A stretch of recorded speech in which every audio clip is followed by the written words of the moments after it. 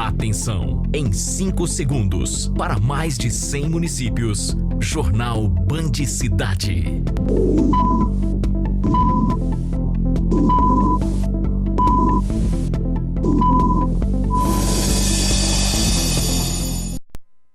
Trezentas novas vagas foram ativadas no estacionamento rotativo de Uberlândia. O critério principal que foi utilizado é a zona comercial. Deputados federais e estaduais debatem a construção do gasoduto em Uberaba. Muitos já vieram investir em nosso município. Por quê? Por causa do gasoduto e a planta de amônia e ureia. Alunos do ensino fundamental participam de feira de empreendedorismo. A cultura empreendedora, ela incentiva a criatividade, a autonomia, a autoria. Confira como foi a última rodada do Brasileirão para os Grandes de Minas. A partir de agora no Band Cidade.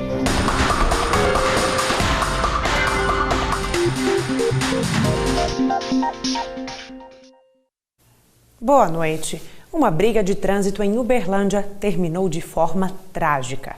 Um homem morreu e 2 pessoas ficaram feridas. Segundo o suspeito, ele agiu em legítima defesa. Uma briga de trânsito ocorrida na Praça do Malvilela, no centro de Uberlândia, deu início a um bate-boca e uma briga entre um motorista de um carro e um mototaxista. O motorista esfaqueou a primeira vítima, João Paulo Andrade de Freitas, 27 anos, que foi socorrido com vida ao Hospital de Clínicas. Ele atropelou um colega nosso ali, chegando na Afonso Pena com a Tenente. Aí o menino pediu apoio nosso, nós foi no apoio. No que um dos esfaqueados deparou com ele, ele já soltou uma facada nele e já saiu correndo. Atropelou outro colega nosso no caminho do bairro Brasil. Ele voltou em contramão, tentou atropelar o colega, passou em cima da moto. E nós perseguiu até chegar aqui nesse local, Engenheiro Diniz com a João Pessoa. Chegou aqui, tentou pegar ele aqui no braço, aqui não deu, ele soqueou mais outro colega nosso. Perfurou o pulmão e outra facada abaixo do peito aqui. No cruzamento das avenidas Engenheiro Diniz com João Pessoa, ele perdeu o controle do veículo e bateu em uma pilastra de uma loja.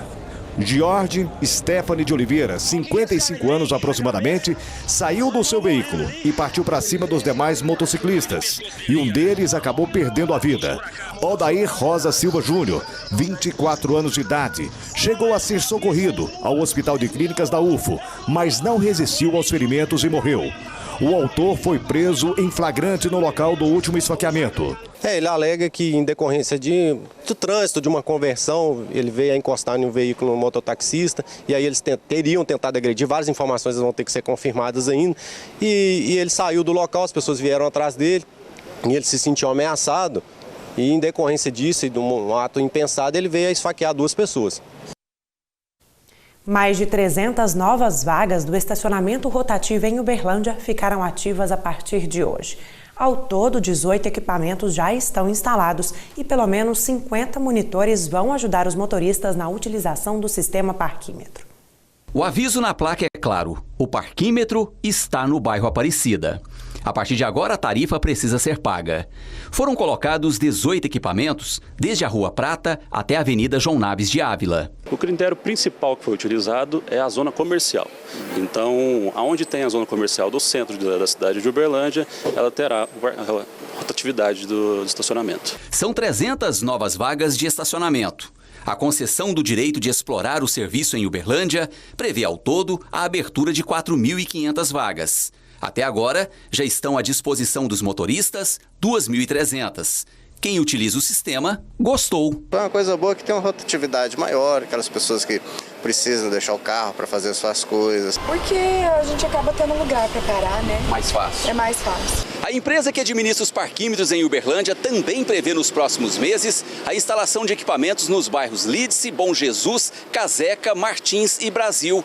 Também em outros 3 bairros da Zona Leste: Umuarama, Santa Mônica e Tibere. A próxima etapa de expansão do sistema será no bairro Martins. Serão mais 1.049 novas vagas de estacionamento. De acordo com o consórcio responsável pelo parquímetro, o pedido foi feito pelos próprios comerciantes. Tem um abaixo-assinado até, principalmente capitaneado pela CDL, dos comerciantes pedindo a implantação do parquímetro o mais rápido possível. Os servidores do Poder Judiciário de Uberlândia paralisaram as atividades hoje para chamar a atenção da administração do Tribunal de Justiça de Minas Gerais. Segundo o sindicato da categoria, a paralisação aconteceu em todo o estado para reivindicar recomposição salarial de 8,4%, que seria paga no dia 1º de maio, mas que neste ano ainda não foi quitada pelo tribunal. Os servidores ainda pedem auxílio saúde, além da anistia dos servidores que foram grevistas em 2011 e tiveram corte de ponto decretado naquele período. Representantes dos trabalhadores devem definir ainda hoje, em assembleia na capital mineira, se a paralisação vai ou não continuar. Tudo depende da negociação com o Tribunal de Justiça. E os bancários entram em greve a partir de amanhã em todo o país. A categoria pede por melhores condições de trabalho. A paralisação é por tempo indeterminado. E a população deve se preparar, porque a paralisação dos bancários deve atingir 800 funcionários espalhados em cerca de 30 agências e postos de atendimentos de Uberaba e região. O vice-presidente dos sindicatos bancários em Uberaba comentou sobre a proposta dos banqueiros, que foi considerada abusiva e frustrante. De forma nenhuma a proposta atende às reivindicações dos trabalhadores do ramo financeiro. Definitivamente. Portanto, ela foi rejeitada Brasil afora em todas as assembleias realizadas pelos diversos sindicatos do nosso Brasil. É um clamor dos bancários de todo o Brasil, mesmo das pequenas agências e cidades do interior, de aderirem ao movimento grevista. A manutenção da paralisação dos bancários vai depender do que será discutido nas próximas assembleias, para um consenso ou não das propostas. A paralisação ela segue por tempo indeterminado, mas mesmo nesse período que estamos em greve, o Comando Nacional está aberto e preparado para receber uma nova proposta que contemple. A Câmara de Vereadores de Uberaba realizou uma audiência pública sobre a construção do gasoduto. Deputados estaduais e federais participaram da reunião. O palco para o debate técnico foi a Expo Sigra, que acontecia no Parque Fernando Costa. 10 pessoas poderiam fazer perguntas aos presentes sobre o andamento do gasoduto e, consequentemente, da planta de amônia. Em 2010, o governador Aécio Neves anunciou a obra. Um ano depois, a presidente Dilma divulgou a construção da planta de amônia com recursos da Petrobras. Nós queremos o quê? Uma solução. Muitos já vieram investir em nosso município. Por quê? Por causa do gasoduto e a planta de amônia e ureia. Lembrando que a planta de amônia e ureia ela não acontece se não tiver o gasoduto. E o gasoduto não acontece se tiver a planta de amônia e ureia. Então nós temos que resolver. É um assunto muito debatido, é um assunto que está desgastando. Mas nós estamos aqui hoje trazendo a responsabilidade à Câmara Municipal de Uberaba para que nós, vereadores, possamos discutir. Mas, segundo este deputado estadual, a iniciativa privada deve colaborar para a continuidade do projeto. Com certeza ela vai contribuir. Nós sabemos o momento difícil que nós estamos passando, mas estamos trabalhando como bons mineiros, em silêncio, e já temos uma proposta boa aí, feita pelo Banco HSBC, de estar buscando parceiros não só para o gasoduto, mas também para a planta de amônia. Alunos do ensino fundamental da rede pública de Uberlândia tiveram a oportunidade de expor ideias de negócios. No final de semana aconteceu mais uma edição da Feira do Jovem Empreendedor. Do lixo à arte. Assim é realizado o trabalho de reciclagem dos alunos do CAIC Laranjeiras. Maria Eduarda e Yasmin falam com orgulho da primeira experiência empreendedora. A gente pega alguma coisa que está poluindo o meio ambiente e a gente transforma ela nisso. Tipo, essa bolsa era uma garrafa PET e a gente reformou ela, transformou ela nisso. E virou uma bolsa feminina muito bonita. Muito prazeroso fazer esse trabalho, porque com um pouco de jornal a gente conseguiu fazer esse porta-treco lindo que o jornal estava no lixo. Segundo essa professora, o projeto é de grande importância no desenvolvimento dos alunos. Esse trabalho ele é muito importante para as crianças, porque ele ajuda no interesse pela disciplina, pelas artes. O objetivo, segundo a secretária de Educação, é conscientizar os jovens alunos a ter as primeiras experiências com o empreendedorismo. Essa feira tem o propósito de apresentar os produtos fruto de um desenvolvimento de uma cultura empreendedora. A cultura empreendedora, ela incentiva a criatividade, a autonomia, a autoria. Então ela serve para o mundo do negócio, mas serve também para o sujeito gestar a própria vida. Cerca de 350 alunos comercializaram os produtos e serviços desenvolvidos por eles durante o ano letivo. Esta é a 4ª edição da feira realizada na cidade de Uberlândia.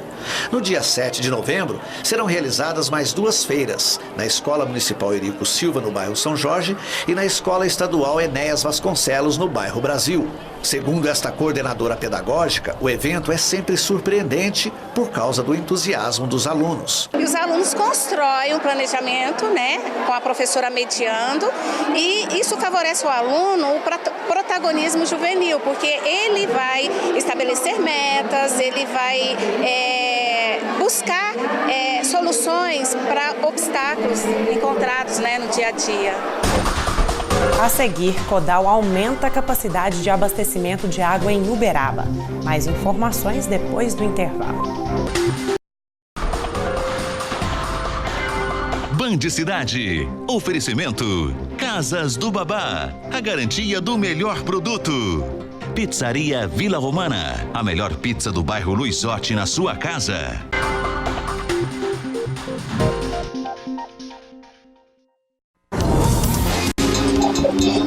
Agronegócio. Oferecimento Café Evoluto. Tomar café é tudo de bom.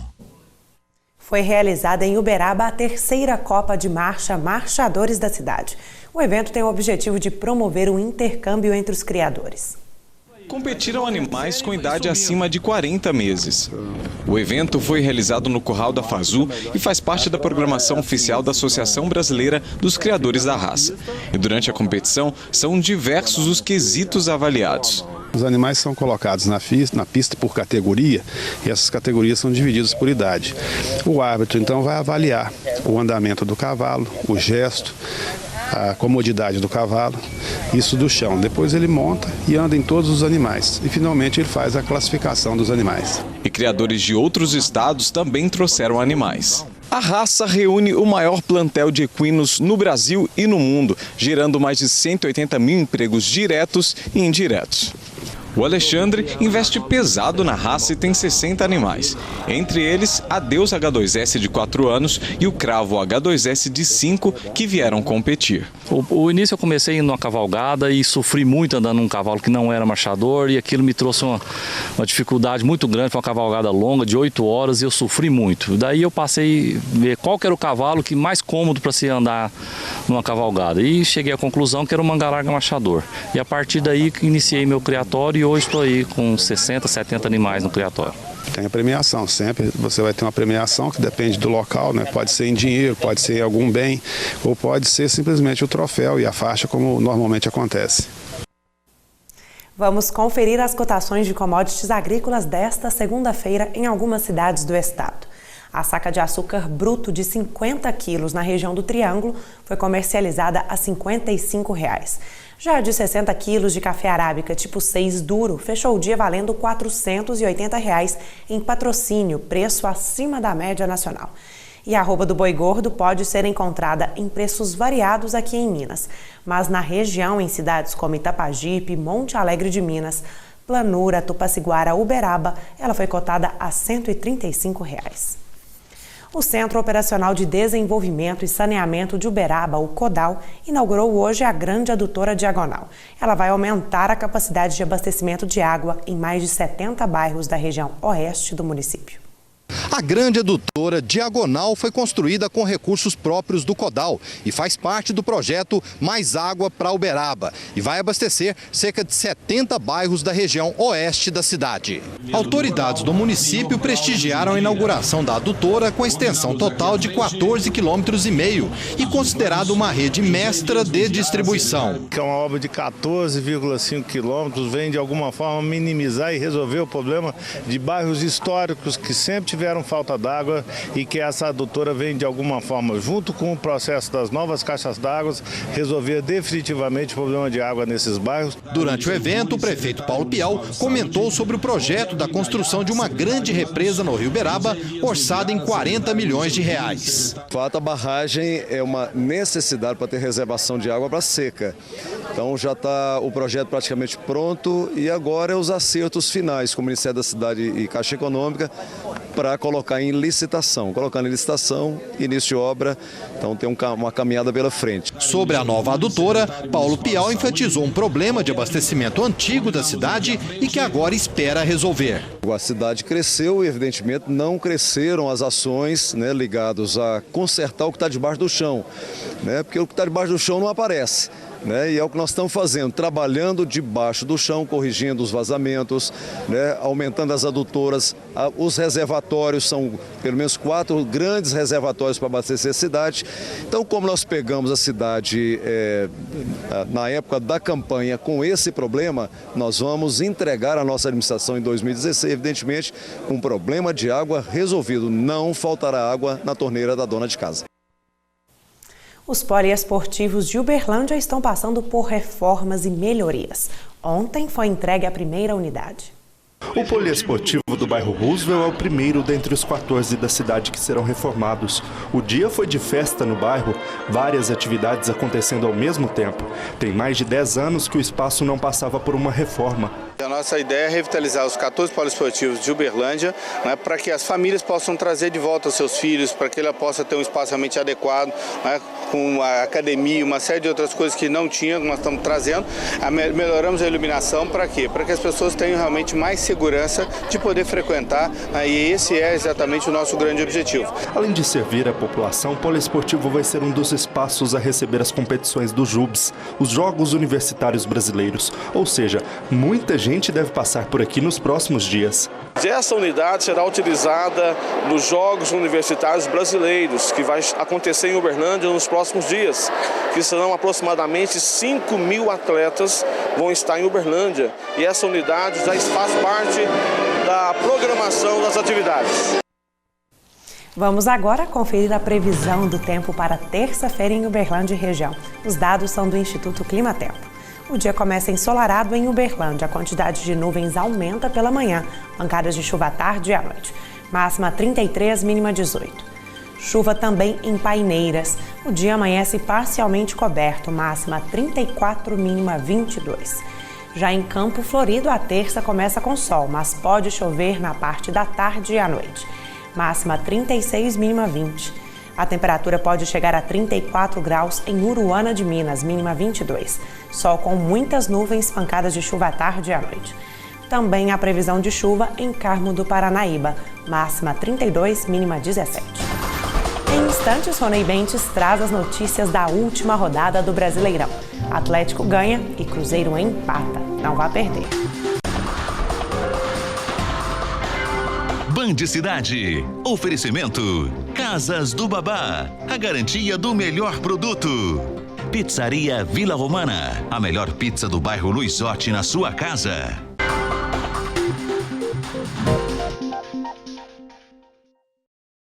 Voltamos agora com as notícias de esporte. Ronei Bentes, o Galo mostrou no sábado que o Campeonato Brasileiro ainda não está decidido, hein? Boa noite. Boa noite, Natália. Boa noite a todos. Pois é, o Atlético não tomou conhecimento do Curitiba e bateu a equipe por 3-0. Mesmo com o apoio da torcida, não deu para o Coxa.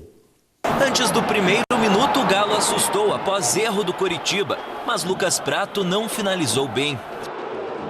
Somente aos 8 minutos, o Coxa chegou perto da área adversária, com Henrique Almeida. A torcida só pôde se animar com um corte de Juan, que deu início à grande chance do primeiro tempo. Mas tanto Negueba quanto Marcos Aurélio, inexplicavelmente, perderam o gol. E o time visitante não deixou barato. Giovanni Augusto também perdeu, de frente para o gol. O goleiro Coxa Wilson salvou o Alviverde em uma chegada de Lucas Prato. O jogo começou a esquentar e o juiz, que demorou para tirar o cartão do bolso, deu o primeiro amarelo. Aos 40 minutos, Lúcio Flávio bateu forte e Vitor teve que espalmar.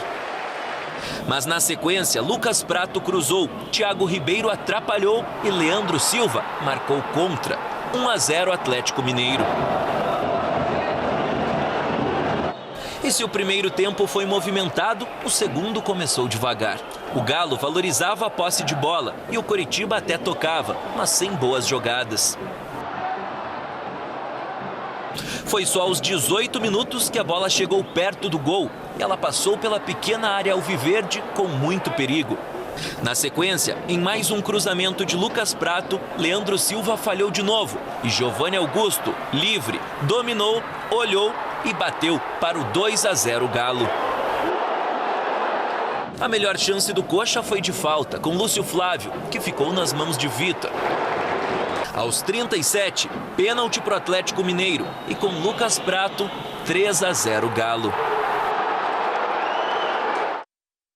Uma excelente vitória do Atlético com uma grande atuação do Lucas Prato, foi o grande nome do jogo, e o Atlético, mesmo jogando fora de casa, conseguiu aí esse belíssimo resultado. E depois dos jogos desse final de semana, a diferença em relação ao Corinthians caiu novamente, era de 7 pontos e agora está em 5 pontos, ou seja, o Atlético ainda continua com esperanças de brigar pelo título, até porque os dois times ainda vão se enfrentar. O Atlético vai jogar contra o Corinthians. Se ganhar, teoricamente, essa diferença poderia cair para 2 pontos. Então ainda está em aberto essa briga aí, faltando 9 rodadas, o Atlético com este resultado ainda manteve a esperança de brigar pelo título do Campeonato Brasileiro. Evidentemente que o Corinthians continua sendo aí o grande favorito, mas ainda há chance para o Galo.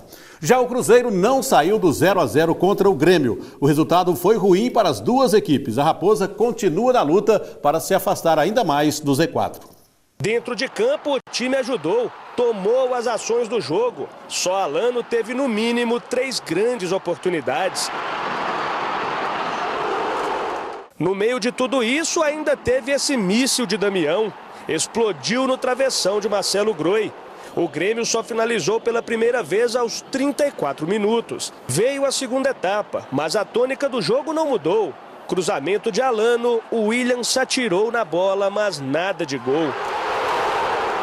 O Grêmio, vez ou outra, mostrava que estava vivo na partida.